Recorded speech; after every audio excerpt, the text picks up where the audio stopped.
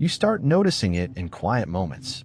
Nothing feels particularly wrong, yet nothing feels particularly right either. You wake up, check your phone, scroll for a while, and move into the day on autopilot. Tasks get done, conversations happen, progress technically exists, but the internal sensation that used to accompany effort, that sense of anticipation, satisfaction, and drive, feels strangely muted. It is not sadness. It is not exhaustion. It is something flatter. A growing emotional neutrality toward everything. People often interpret this state as burnout, or worse, as a loss of ambition. They assume they have become lazy, distracted, or undisciplined. But in many cases, what they are experiencing is not psychological in origin. It is biological. The reward system that once gave their actions intensity has been quietly recalibrated. And the center of that system is dopamine. Dopamine is commonly misunderstood as the chemical of pleasure. It is not. It is the chemical of pursuit. It governs anticipation, curiosity, and the internal sense that something is worth moving toward. It is what makes effort feel meaningful before the reward even arrives. When it is functioning properly, it does not just make you feel good. It makes you want to act. When dopamine signaling is healthy, the brain assigns value to progress. Small achievements create momentum. Long-term goals feel attractive. Effort produces a subtle but consistent sense of forward movement. This is what most people experience when they are mentally engaged with life. But the modern environment places this system under constant pressure. Every day, the brain is exposed to rapid, artificial bursts of stimulation, short-form content, endless scrolling, notifications, quick novelty cycles, fast entertainment loops. Each one produces a small spike in dopamine. None of them are particularly intense on their own. But the frequency is unprecedented. And the brain is an adaptive organ. When it is repeatedly flooded with high-frequency stimulation, it begins to protect itself. Receptors become less sensitive. Baseline dopamine activity drops. The threshold required to feel excitement gradually increases. This process does not happen in a single dramatic shift. It happens slowly, almost invisibly, over weeks and months. At first, the changes are subtle. You find it harder to stay focused. Tasks that used to feel engaging now require more effort to begin. Then, activities that once felt satisfying start to feel neutral. Reading feels slower. Working feels heavier. Even resting does not feel particularly rewarding. The brain has not stopped producing dopamine. It has simply recalibrated what it considers stimulating. This is the beginning of emotional flattening. The nervous system becomes accustomed to rapid, high-intensity inputs.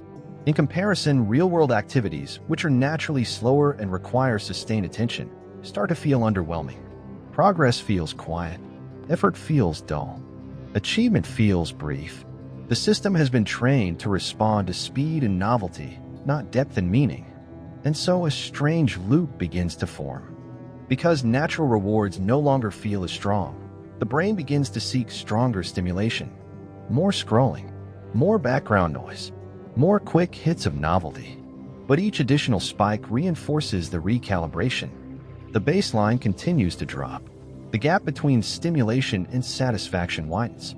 From the outside, nothing looks broken. A person may still function. They go to work. They complete tasks. They maintain relationships. But internally, the motivational pull that once guided them forward becomes weaker. Goals feel more distant. The sense of urgency fades. Curiosity becomes quieter. This is why so many people describe a feeling of emptiness that they cannot fully explain. Not pain, not sadness, just a lack of intensity. It is not that life has become less meaningful.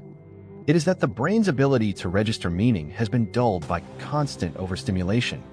The reward system is designed to link effort with satisfaction. But when it is repeatedly activated by effortless stimulation, it begins to associate reward with passivity instead. Consumption becomes easier than creation. Scrolling becomes easier than building. And over time, the brain starts to prefer what requires the least energy. This is not a failure of character. It is a shift in conditioning. The most dangerous aspect of this state is how normal it feels. Because the change happens gradually, Most people assume this is simply what adulthood feels like. They believe excitement naturally fades with time. They accept the numbness as a permanent trait. But it is not permanent. It is a reversible biological state. When artificial stimulation is reduced, the system reacts. The first phase is uncomfortable. The brain searches for the spikes it has become accustomed to. There is restlessness, boredom, a low-level agitation. Silence feels heavier.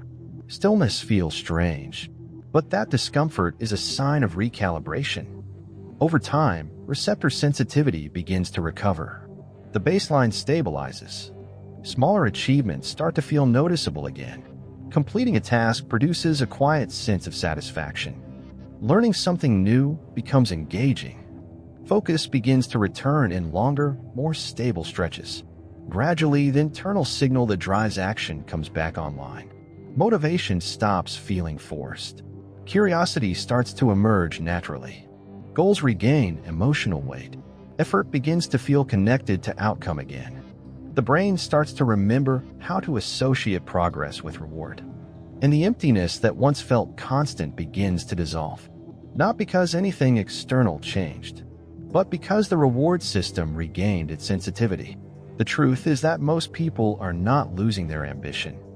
They are losing the neurochemical feedback that makes ambition feel alive. When dopamine is constantly overstimulated, it stops amplifying the signals that matter. It becomes desensitized to the very things that are supposed to give life direction. Protecting this system is not about removing pleasure. It is about restoring balance.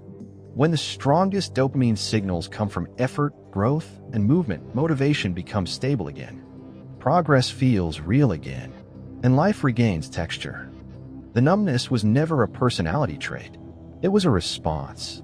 And once the brain is given space to recalibrate, the capacity to feel engaged, driven, and focused returns, not as a sudden burst, but as a steady, grounded pull forward.